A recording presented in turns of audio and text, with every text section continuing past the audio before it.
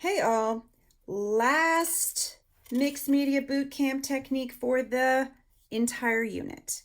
We are working on tape transfers. Tape transfers are, in my mind, kind of one of the coolest transfers you can do, mostly because you can create transparent images to layer on your artwork. Now, first thing is the challenge of trying to get the tape to cooperate. Now, you should have a piece of tape on your art kit. It may not feel like it's there, so feel around. I thought that maybe I forgot on mine, but I didn't. It was there. So you just have to feel around and see if you can pick it off. I already used that piece of tape and it worked, so we're in business. Now, basically, this is pretty low quality packing tape. It's pretty thin, but it's going to work just fine. You want to have a piece that will cover whatever image you want to do your transfer. Now, unlike gesso transfers, tape transfers are for color and for black and white. So, and the best paper that works are just really inexpensive and free magazine pages, to be honest, or catalogs, People magazine, anything where the pages are pretty flimsy.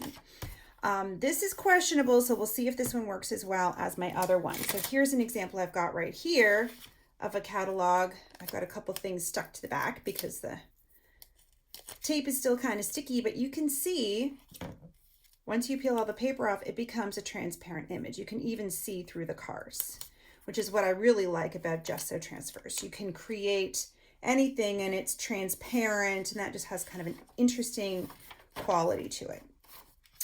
So I'm looking at this catalog because I have a mountain theme going on in one of my pages. So I might want to add some people to my mountain. And I can do that in an interesting way using tape transfers. And you can use tape transfers like a collage image. He's not bad. It's a little small, but I think I'll use him first. So I'm going to just pull out my page, cross my fingers that this paper is going to work, and just use my scissors to cut him down a little smaller. I might want to use this blue on another collage. I'm going to ignore the pole. I'm just going to have him be like a hiker or something. So you could do an image that was really, really big. It's just going to take a little more elbow grease to get the paper off. And if you do, you want to make sure that you layer your tape on top of itself. So if you put down one piece of tape, you're going to overlap the other piece of tape on top to make sure it doesn't all fall apart. If you do them side by side, you're going to end up having to piece your image together. All right, so I'm going to put my tape on top of my image. Boom, it's on top of the picture I want the transfer up. I'm not going to put it on the back. I'm putting it right on top. And to make life easier, I'm just going to cut around my piece. There we go. Now I have my hiker ready to be transferred. Now, in order to get, again, this is the whole theory is that the ink from the image is going to stick to the tape, and we're going to peel on the back, we're going to peel the paper off. So you want to take something that has a hard edge to burnish your ink into the tape. So you could also use like a glue stick with the lid. You could just use that, not the glue stick itself, with the lid, and just rub all over your image.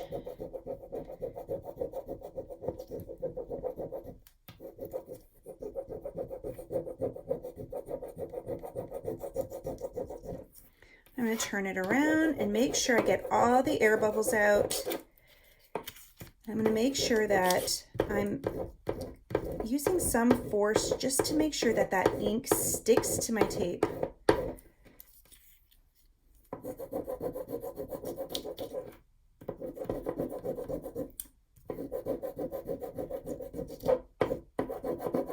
Especially the guy, because I definitely want him to transfer really well. Okay. Here he is. My next step, just like with the gesso transfer, I'm going to flip it over and I'm going to add my clean water. Let's pretend that my water is clean. And we're going to add water to the back. Now, unfortunately, it's not that immediate fun experience we had with the gesso transfer, where the paper immediately started falling apart and rubbing away. So it's a good idea. This is not bad. This is pretty inexpensive paper, actually. It's already starting to peel. You want to add some water on the back so it'll start soaking. And then once it starts soaking in, it'll be a lot easier to rub the paper off. Oh, no wonder I can't see anything. That's the paper that was attached. And as I'm rubbing through, you can start seeing, there's my thumb, and you can also see my image coming through. Now, again, this is the how hard do I rub? Because yes, if you rub too hard, you are going to rub the ink off. But you may want to do more than one. And then you'll be like, if you rub really hard the first time, like, got it. The ink all came off. I rubbed too hard. Try it again. See if it works better the second time. And some people like tape transfers. Some people like gesso transfers. Some people hate transfers in general because it's really messy. But it's just an interesting way to use different media in your artwork. And this one actually worked really easily. And I was worried it wouldn't work. I'm definitely going to use all the other people out of this magazine / catalog. Now this is like, I can see some of it's, the ink from the back side is actually transferring. You can see it's moving. I wonder if this is eco-friendly ink. All right, and in the end, I have my transfer. So you can see he's still there, but he's transparent. So I can put him on top of something else, and you'll be able to see the image right through it, which is kind of, that's a little loud, but if I had some text or some texture, it really makes it look very interesting. Now, I could use this in a number of different ways. I could cut him out. I could leave him in his background. Let me grab my sketchbook. Quickly show you, I have done entire pages with classes before just to experiment with different tape transfers. So they had to do a whole page. Where are you? There we go. Let me back out just a little bit. So you can see I've used a whole bunch of different photo transfers from just a Dick the Blick catalog. But you can see that you can see the text through it. I've layered Sharpie on top of it.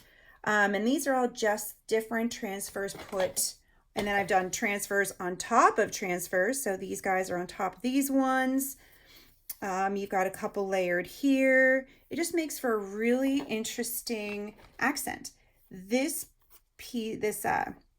paint bottle I cut out on its own, so you can see it doesn't have any extra tape around it, but it looks pretty interesting being able to see everything through it.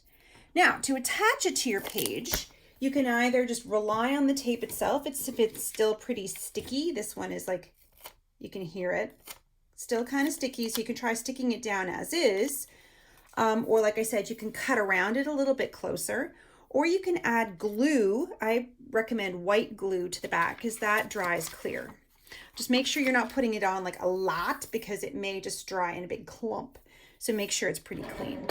But anyway, that is tape transfer.